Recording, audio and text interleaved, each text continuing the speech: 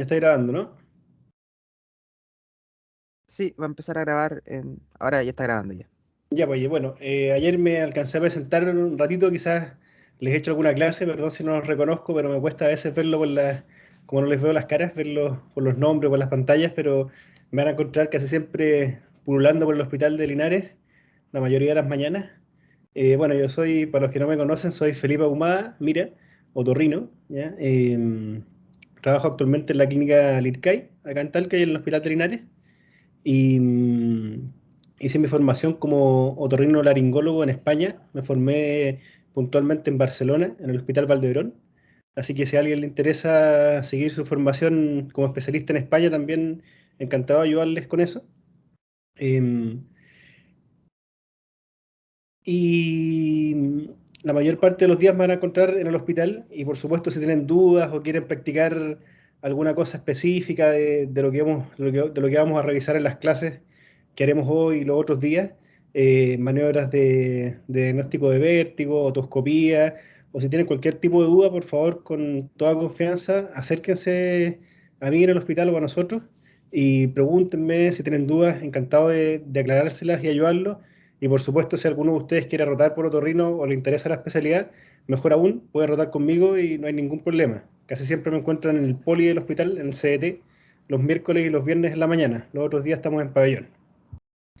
¿Ya? Bueno, una vez hecha esta pequeña introducción, vamos a partir la primera clase de hoy. Hoy vamos a conversar de dos clases, de dos temas en puntual. Como algo les adelantó el doctor Peña ayer, vamos a hablar hoy de una patología muy típica de verano, así que ya la vamos a empezar a ver y luego una patología muy típica de niños. ¿Ya? Entonces la primera clase va a ser de otitis externa aguda. Se ve bien la pantalla, ¿cierto? Sí, doctor, sí Sí, se ve. Bien, si tienen dudas durante la clase, hablen nomás porque como ya se nos pierde esta interacción al hecho de hacer las clases online, hablen nomás entre medio, no pueden interrumpir sin ningún problema. Cualquier duda la vamos aclarando de inmediato. Entonces, ¿qué es la otitis externa aguda? ¿Ya? La otitis externa aguda, hay una definición de la Academia Americana de Otorrinolaringología y Cirugía de Cabeza y Cuello, que es la inflamación aguda del conducto auditivo externo, que de ahora en adelante vamos a resumir como CAE, de comienzo rápido, eh, en menos de 48 horas, en las últimas 3 semanas, que no aparece aquí en la definición, con signos y síntomas de inflamación del conducto auditivo externo, CAE, por ejemplo, trago, que es comprimir el trago del pabellón auricular, tracción, que son signos clásicos de este tipo de otitis externa. Además puede estar asociado a edema, eritema difuso con osinotorrea, adenopatías, eritema de la membrana timpánica o, en casos graves, la celulitis de la piel adyacente. Ya no es como para que se aprendan esta definición, pero en el fondo resume toda la clínica de la otitis externa. Así que vayan de a poquito interiorizándolo, de qué se trata esta patología, porque en esta definición se resume un poquito todo lo que vamos a ir viendo en las siguientes diapositivas. Bien, en cuanto un poquito a epidemiología, tiene una incidencia anual del 0,4 al 1%, esto es bastante alto. Ya uno de cada 100 personas más o menos va a tener una otitis al año, de este tipo, otitis externa. Y a lo largo de la vida un 10%, también alto. El pic es entre los 7 y los 12 años, si es más frecuente en niños, y después de los 50 años disminuye. En general es una patología que es unilateral, pero en un 10% de los casos puede ser bilateral. Un poquito de anatomía, ¿ya? Vamos a conversar acá. Yo me imagino que todavía se acuerdan de anatomía primero, o no sé cuándo tuvieron anatomía ustedes, pero yo la tenía en primero. Vamos a recordar algo acá. Vamos a recordar algo. Bien, entonces, ¿cierto? El oído ya se compone de tres partes. El oído externo, que se divide por el tímpano, ¿cierto? Este es el oído externo. El oído medio, que es donde están, ¿cierto? Los huesecitos que transmiten el sonido, ¿ya? Y este a su vez se divide por la pared medial de este oído, donde está el promontorio, todo así, ¿ya? Del oído interno, ¿ya? Hoy nos vamos a enfocar en el oído externo. Ya el oído externo se compone de dos partes, el pabellón auricular, pina auricular o oreja, ¿ya? Que está formado por cartílagos y piel, ¿cierto? Esta oreja o pabellón auricular tiene un cartílago que queda literalmente embutido, ¿ya? En el comienzo del conducto auditivo externo. ¿Ya? Esto va más o menos así, ¿cierto? Y forma la parte más externa, en estricto rigor, el tercio externo del conducto auditivo externo. Ya está formado por la inserción cartilaginosa del pabellón auricular. ¿Ya? Y acá comienza el conducto auditivo externo, que en su tercio exterior, está compuesto por una piel que tiene cartílago, ¿cierto? Tiene tejido celular subcutáneo, tiene folículos pilosos, ¿cierto? Estas células apocrinas, ¿cierto? Células apocrinas modificadas que producen cerumen y glándulas sebáceas, ¿ya? Y de aquí derivan muchas de las patologías del oído externo, ¿ya? Y los 2 tercios mediales de este conducto auditivo externo están compuestos por una piel y hueso, ¿ya? Prácticamente aquí no hay tejido celular subcutáneo, ¿ya? El conducto auditivo externo no es un tubo, sino que tiene una zona central que se llama istmo, ¿ya? Que divide justo la separación entre cartílago, el tercio externo, y los 2 tercios internos, ¿ya? Este es el istmo, ¿ya? Que aquí sirve un poco para, bueno, para tapar cuerpos extraños, también tiene que ver con la amplificación de sonido. Aquí está el tímpano. Mide más o menos de longitud 2,5 centímetros en promedio y de diámetro tiene entre 7 y 9 milímetros de diámetro, ¿ya? Según la zona donde se mida, y cada persona siempre varía un poquito, ¿ya? ¿Qué más de este conducto auditivo externo? En general, la patología inflamatoria infecciosa se genera en la parte más externa, ¿cierto? A nivel de estas glándulas o estas típicas otitis externas circunscritas, y se puede diseminar hacia la parte medial.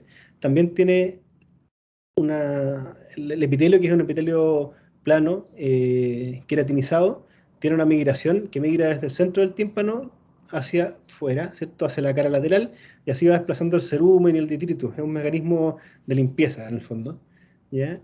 Además, relaciones del conducto auditivo externo. Hacia superior se relaciona con la fosa craneal media, hacia inferior, y esta relación es muy importante, con la base del cráneo, ¿ya? Y de hecho aquí hay unas pequeñas cisuras, que son lugares por donde pasan vasos y nervios, que se llaman cisuras de Santorini, a través de las cuales las infecciones de acá pueden pasar y descender hasta la base del cráneo, ocasionando infecciones muy, muy complejas que después vamos a ver en detalle. La cara anterior se relaciona con la región parotidia, ¿cierto? Y la articulación temporomandibular, que viene por acá adelante, y hacia posterior está relacionado con la mastoide. Y creo que eso en cuanto a anatomía. Bien, vamos a seguir. ¿Cuáles son las causas de la otitis externa? ¿Hay alguna duda respecto a la anatomía o de las glándulas? ¿Se acordaban o no se acordaban mucho?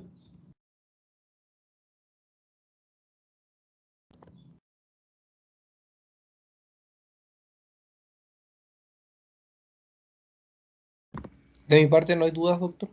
Ya, seguimos entonces.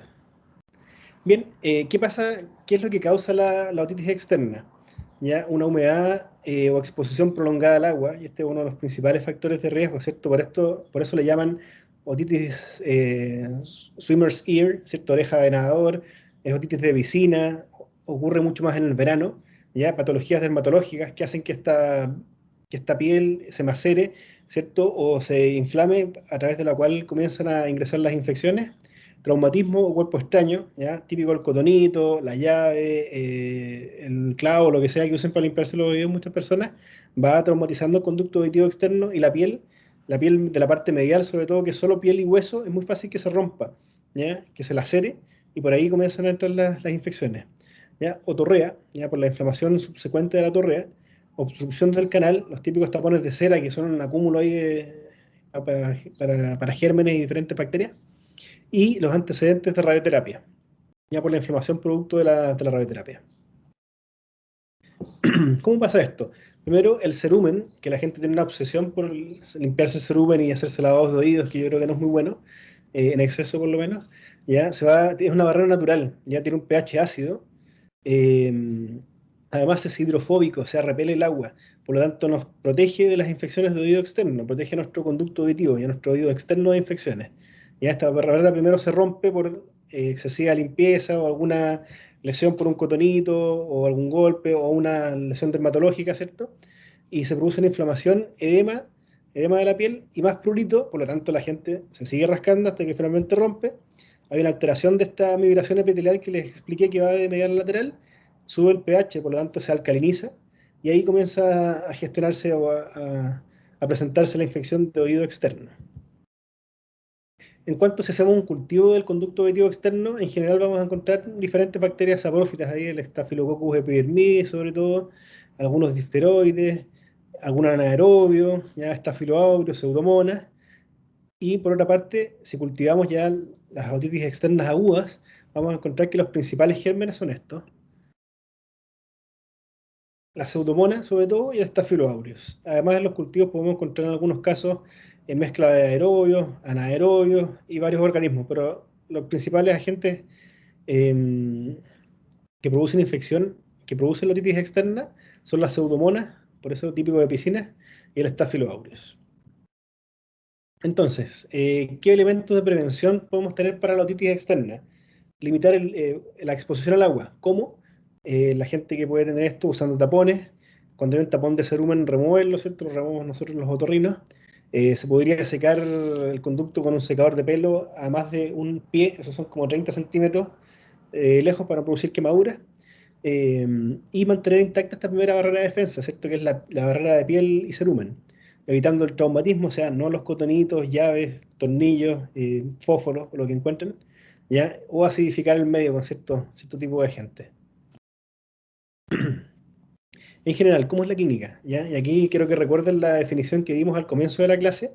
Es una infección, ¿cierto?, que se caracteriza por dolor, duele mucho, ¿ya? De comienzo brusco, de corta evolución, o sea, menos de 3 semanas, y además de eso, hay otalgia, ¿cierto?, severa, prurito, o sea, picazón, y abombamiento o edema del conducto auditivo externo, puede o no tener hipoacusia y le duele al masticar. Recuerden que la ATM, ¿cierto?, es la relación anterior del conducto auditivo externo, y además puede tener signos de inflamación del CAE, sensibilidad al trago, oreja o ambos, ¿cierto?, el signo del trago, tracción, ¿ya?, eritema o edema del canal, y puede o no tener otorrea, algunos ganglios en caso de ser severo, algo de eritema del tímpano, y ya cuando es grave puede producir lesiones a nivel cutáneo, pasando el límite del trago y del conducto auditivo externo, en cuyo caso puede diseminarse hacia la base del cráneo, provocando una entidad que es la otitis externa maligna, que después vamos a ver, o una celulitis facial. Es poco frecuente, pero podría pasar. Imágenes, ¿ya? Ayer estuvieron revisando imágenes con el doctor Peña, y es bueno que las vean, ¿ya? Vean muchas otoscopías porque al principio cuesta bastante distinguir un oído sano de un oído patológico, ¿ya? Y esto es como en todo orden de cosas, es práctica, práctica, práctica, y revisar oídos y revisar oídos. Así que les reitero mi ofrecimiento, si quieren ir a hacer otoscopías, a ver pacientes ahí al hospital, encantado también de recibirlo. Esta es una otoscopía normal, ¿ya? La membrana se ve un oído derecho, ¿cierto? La membrana se ve transparente, ¿ya? Tiene este triángulo luminoso, hay un poquito de vasos sanguíneos por acá que son normales, este es el mango del martillo, el umbus, la apófisis lateral del martillo, pars tensa y pars flácida acá arriba, ¿ya? Esto es una otoscopía en estricto rigor normal. Cuando ya se empieza a inflamar, vemos que el conducto auditivo externo, ¿cierto? Es una otitis externa leve, ¿ya? En la cual el conducto auditivo externo está eritematoso y el tímpano está un poquito macerado, ¿cierto? Levemente inflamado. Y aquí una otitis externa ya un poquito más avanzada, más severa, en la cual el tímpano se mantiene más o menos igual, pero sí vemos que el conducto auditivo externo empieza a aumentar de tamaño, ya se empieza a edematizar, ¿ya? Y esto puede, que muchas veces no logremos ver el tímpano, y lo único que veamos es esto, el conducto externo completamente cerrado, ya como en esta imagen de acá, ya el conducto externo debería estar por aquí, el auditivo externo, el CAE, ya aquí está el trago más o menos, el antitrago ya, pero está completamente cerrado, igual que acá, y lo mismo acá. Ya esta es la imagen que se pueden encontrar con bastante frecuencia, completamente cerrado el conducto, mucho dolor, y uno va a hacer una otoscopía que realmente les duele, así que con cuidado cuando la hagan. Está completamente cerrado. ¿Qué sospechamos? Una otitis externa. Además, la otitis externa que estábamos conversando antes se llama otitis externa difusa, tiene un apellido, difusa, ¿ya? A diferencia de esta que es una espinilla, una foliculitis del conducto auditivo externo, que se llama otitis externa circunscrita, ¿ya? El tratamiento es un poco diferente entre una y otra. Además, podríamos hacer esto, que no, la verdad no lo hacemos mucho, es raro hacerlo, pero véanlo, entiéndanlo, y después les voy a mostrar unos videos para que entiendan el concepto y cómo es la movilidad de la membrana timpánica, porque nos va a servir tanto para esta clase como para la otra. ¿Cierto? Esto es una otoscopía que además le agregan esto, que es una perita de Pulitzer, para, teniendo un sello completo del conducto auditivo externo, una pétala de pera, y eso hace que se movilice el tímpano, ¿cierto? Porque el tímpano tiene cierta movilidad cuando está sano. Esto es una otoscopía neumática normal. Un segundo. Otoscopía neumática normal, ya, en la cual vemos que tiene buena movilidad el tímpano, ¿cierto? Esa bomba cuando él está apretando la pera, y compárenla con esta. Ya el tímpano no se mueve, está rígido. Ya la membrana timpánica está retraída. Está el mango del martillo, que es perdón, la apófisis lateral del martillo, más horizontalizada. ¿Ya? Eso es porque está retraído en la parte medial. ¿Cierto? Diferentes las dos imágenes. Es importante que se queden con estos videos sobre todo para la siguiente clase. En cuanto a diagnóstico diferencial, ¿ya? Podríamos tener una dermatitis de contacto. Sobre todo el principal síntoma de esto es prurito, ¿cierto? Pica, ya no duele pero pica, mucho prurito y no requiere antibióticos porque no hay una infección.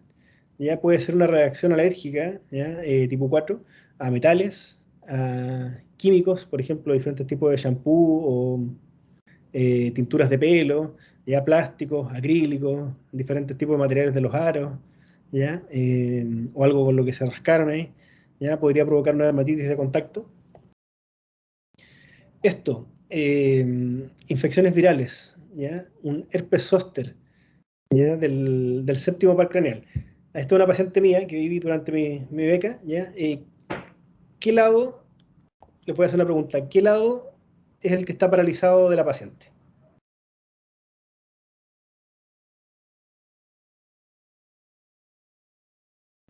La derecha, ¿Lado derecho? ¿Sí? ¿Segura? creo. ¿Sí? ¿Alguien más tiene alguna opinión diferente?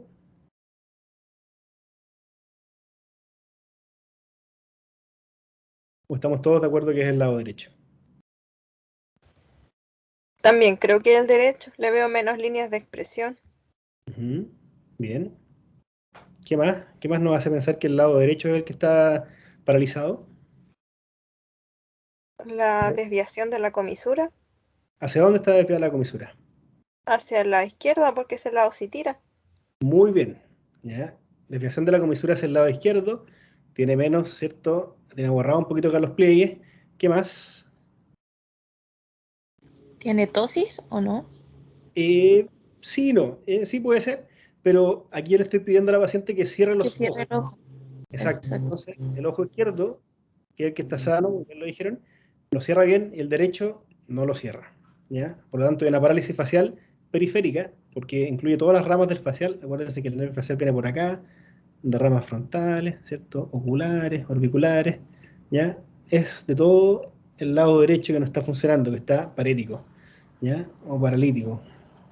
Efectivamente, y la paciente tiene estas lesiones en el oído, ya en el conducto auditivo, en el conducto y el pabellón auricular. Ya, estas son lesiones herpetiformes, ¿cierto? Ya, son pápulas y pústulas, ya, vesículas realmente, que son las lesiones características del herpes zóster, herpes tipo 3.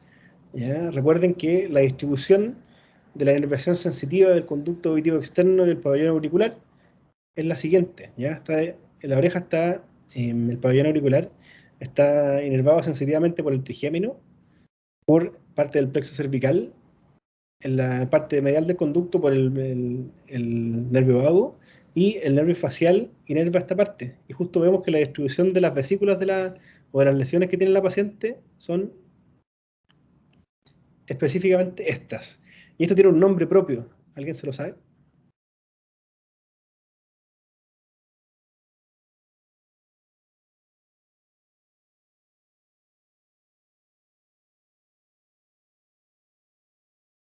Hay un síndrome que se llama síndrome de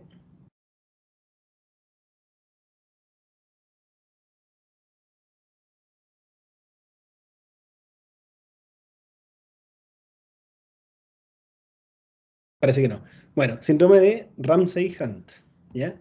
Él, ¿ya? James Ramsay-Hunt, un neurólogo que a principios del siglo pasado describió esta patología, que es una patología por virus herpes, ¿cierto? Que da parálisis facial, que afecta al séptimo par craneal, un herpes zóster del séptimo par craneal. La paciente al mes de evolución, vemos que ya las lesiones ya desaparecieron por completo, y aquí le estoy pidiendo al mes que sonría, ¿cierto? Si comparamos con esto, está bastante mejor, tiene una expresión normal, y aquí cierra los ojos por completo, ¿ya? Este es el clásico síndrome de Ramsay-Hunt. Se trata con corticoides y antivirales, y esa es la evolución más o menos característica si está tratado a tiempo de esta parálisis facial. Otro diagnóstico diferencial es la otitis externa micótica, ya este también pica mucho, ya más o menos un 9%, 9-10% de las otitis externas van a ser por hongos, ya, sobre todo en climas húmedos, ¿cierto? Recuerden que a los hongos les gusta vivir en lugares húmedos y oscuros, ya, como la parte más interna, sobre todo el conducto auditivo externo, ya que es húmedo y oscuro, sobre todo en zonas tropicales, ya, y también es muy frecuente esta patología secundaria al tratamiento con antibióticos tópicos, ya, damos un antibiótico tópico por una otitis externa bacteriana, y vemos que detrás aparece un hongo, ¿ya? Al paciente se le pasa el dolor, pero le pica, hacemos una otoscopía y nos encontramos con esto, estas hifas, ¿ya? Que están ahí con esta torrea blanquecina grumosa característica de los hongos, que en general un 60 o un 90% van a ser Aspergillus, ¿cierto? Y un 10 o un 40% una cándida. Estos Aspergillus niger, que se ven así, estas hifas, que se ven a la otoscopía con microscopio, otoscopía simple, y estas hifas blanquecinas ahí de las cándidas, o la torrea blanquecina que se ve típica de las cándidas. Esta en general va a dar prurito, pica mucho, duele poco, pero pica mucho. Ya, típico paciente que tuvo una otitis externa, ustedes lo vieron, lo trataron con antibióticos, se le pasó su otitis externa, ya no le duele, no se complicó, pero después llega a la consulta a la semana, a las 2 semanas, es que doctor me pica mucho, ¿ya? Hacemos una otoscopía y vemos esto. Hay que cambiar un poquito el tratamiento. De hecho, está mejor que la deriven a otorrino porque tenemos que nosotros ir limpiando y hacer otras cositas en el conducto. Y otro tipo de diagnóstico diferencial es la otitis media crónica, ¿ya? Acá podemos ver que ya hay una imagen otoscópica diferente, en la cual este es el tímpano, más o menos. Aquí debería estar el tímpano. ¿Ya? Por aquí está amputada una parte incluso del mango del martillo. Esta es la apófisis lateral del martillo. La cabeza del martillo estaría para acá arriba, el látigo, ¿cierto? Y aquí hay una gran perforación timpánica, ya que es característica de la otitis externa, con la consecuente otorrea. Esta otitis externa puede estar así con otorrea cuando está activa, cuando está la inflamación activa, o puede verse simplemente el tímpano sin otorrea, no inflamado como está acá, pero sí con la perforación, que es la característica de la otitis externa, otitis media crónica. Y no tengo imagen sí del carcinoma del CAE, es como una gran inflamación, se parece a la que vamos a ver a la siguiente diagnóstico diferencial, al siguiente diagnóstico diferencial. El carcinoma del CAE, afortunadamente muy poco frecuente y con mal pronóstico. La mayoría son carcinomas escamosos, escamos celulares. Y la gran complicación, o la complicación más grave de la otitis externa que se llama maligna, o necrotizante progresiva, que es el nombre más moderno, al ver estas fotos uno puede entender como por qué le pusieron otitis externa maligna. Se sospechaba que era algo neoplásico. De hecho, el cáncer de pabellón auricular, el espinocelular o las neoplasias, ¿cierto?, del pabellón auricular se ven más o menos así. Ya es una imagen que uno sospecha que es algo malo, se ve feo. Ya, y esta es una otitis externa que se da en pacientes que tienen ciertas características, sobre todo que están inmunodeprimidos, ¿ya? Diabéticos, después de una radioterapia, todo tipo de inmunodeficiencias, incluso la edad, ya es más característica de adultos mayores y a veces neonatos, sobre todo si tienen alguna patología o alguna inmunodeficiencia. ¿Cierto? Recuerden un poquito lo que les mencioné yo, las cisuras de Santorini, a través de las cuales la teoría dice que se diseminan esta infección que parte en el conducto auditivo externo y va avanzando por la base del cráneo, y aquí nos encontramos ya con el nervio facial, ¿cierto?, que emerge entre la mastoides y la estiloides, ¿cierto?, más hacia medial el glosofaringio, y luego nos vamos a encontrar con el hipogloso, el par craneal número 12. Entonces así va progresando esta enfermedad. Ya esta es una imagen, cómo va progresando la otitis externa maligna, ¿cierto?, el conducto auditivo externo. el facial viene por acá, el foramen yugular donde está la vena yugular, ¿cierto? El vago, y el hipogloso acá. ¿Ya? Y así va dando la clínica esta patología. Es una patología grave, hay que hospitalizarla y tener una mortalidad no menor. Entonces, ¿cómo tratamos una otitis externa simple? ¿Ya? Primero que no se moje, ya que no se moje ese oído. ¿Ya? Podemos utilizar, por ejemplo, cuando se vaya a buchar, algodón untado en vaselina sólida para proteger la parte más externa del conducto auditivo externo. eh, Antibióticos tópicos en general, que pueden estar o no asociados a corticoides, hidrocortisona, dexametasona, etcétera, todo tópico. Analgésicos, muy importante, duele, así que al doler mucho hay que dar analgésicos, no se les olvide. Y en algunos casos podemos dar antibióticos sistémicos, sí, si hay compromiso fuera del conducto auditivo externo o los factores de riesgo que antes mencionamos. Podríamos dar antibióticos vía oral o incluso llegar a hospitalizar, por supuesto, si nos encontramos con una otitis externa maligna o sospechamos de eso, hay que hospitalizarla. Y hay que evitar ototóxicos, ¿ya? Sobre todo la gentamicina, cuando haya una perforación del conducto auditivo externo. A los pacientes deberíamos reevaluarlos a las 48-72 horas, esto es lo ideal. Si la respuesta es satisfactoria, que en general en 2-3 días el paciente va a estar bien, si damos el tratamiento correcto que mencionamos en la diapositiva anterior, eh, la respuesta va a ser entonces, si la respuesta es satisfactoria, mantenemos el tratamiento por una semana y el paciente va a estar curado. Si no ha respondido bien, a las 48 o 72 horas hay que buscar otras causas, pensar siempre que no esté complicándose con una otitis externa o una celulitis facial o una externa maligna, sobre todo si tiene los factores de riesgo, eh, y tenemos que derivarlo, ¿ya? Entonces, ¿cuándo derivo? Cuando tengo los factores de riesgo de otitis externa maligna, ¿cierto? Diabéticos tipo 2, pacientes muy añosos, inmunodeficiencias de diferentes tipos, ¿ya? Antecedentes de radioterapia. Si tengo una otitis externa aguda micótica, porque tenemos que nosotros ir limpiando ese conducto auditivo externo, aspirándolo con nuestros instrumentos y además dejando algunos antimicóticos específicos. Si no responde al tratamiento de primera línea, que en general son ciertos antibióticos como el más usado es el ciprofloxacino, que es el que tiene mucha actividad contra la pseudomonas y también contra el Staphylococcus aureus en menor medida, asociado o no a glucocorticoides tópicos. Y si tiene un tímpano no intacto y tiene tubitos, los drenajes transtimpánicos, las colleras típicas, también deberíamos derivarlo. Eso es todo como puntualmente de la otitis externa. ¿Hay alguna duda? ¿Alguna pregunta? ¿Algo que quieran que repita? Yo tengo una duda, doctor. Por ejemplo, ya me llega una otitis externa, la normal, ¿cierto? Y le doy ciprofloxacino. Y ¿Mm? eso las soluciones ópticas son en gotitas, ¿cierto? ¿Cuántas gotitas más o menos es la indicación y cada cuántas horas? En general, el ciprofloxacino viene en una concentración del 0,3%. Hay varios nombres comerciales, Cetraxal, Otex, 0,2, 0,3%. Y eso, en general, hay diferentes, no está tan estandarizado, pero se pueden dejar, por ejemplo, 5 gotas cada 12 horas. Si es muy grave, 5 gotas cada 8. En general, lo más frecuente son 5 gotas cada 12 de ciprofloxacino o Ciprodex, que es ciprofloxacino más dexametasona, ¿ya? O el Otex HC, que es ciprofloxacino al 0,2 con hidrocortisona, ya se está muy inflamado, pero más o menos eso, 5 gotas cada 12 en los adultos. Ya, doctor, muchas gracias. ¿Hay alguna otra duda? ¿Alguna otra pregunta?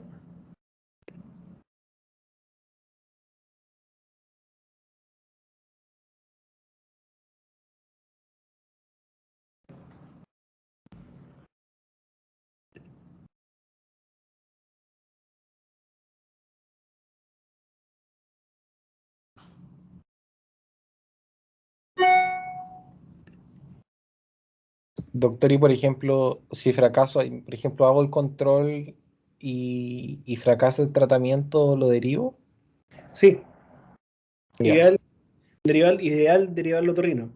Eh, si no, y está sospechando que se está complicando, está con mucho dolor, por último a la urgencia. Ahora, si sospecha algo que paciente de 90 años, diabético, a la urgencia.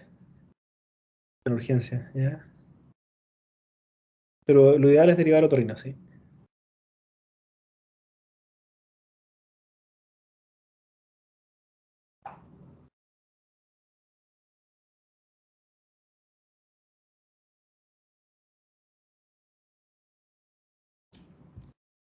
Bien, ¿le parece si no hay más preguntas, hacemos un descansito de unos 5 minutos y seguimos con la otra clase?